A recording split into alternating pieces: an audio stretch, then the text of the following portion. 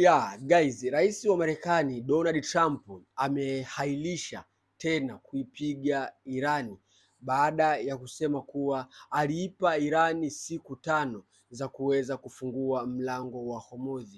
Nje ya hapo, Trump alisema ataenda kushambulia miundombinu ya nishati katika taifa la Irani, ambapo Trump ametoa siku zingine mbele. Amesema mpaka kufika tarehe 6 mwezi wa 4 Irani wanatakiwa kuwa wamefungua mlango wa Hormuz.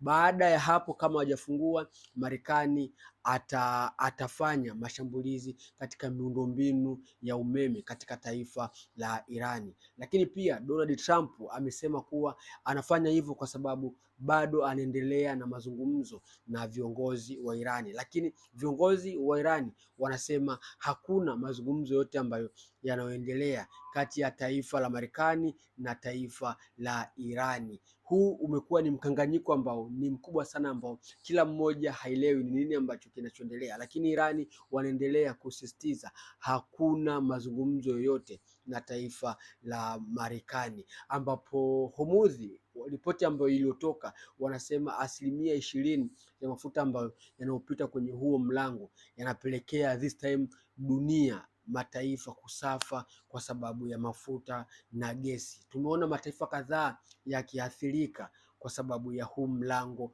kuweza kufungwa.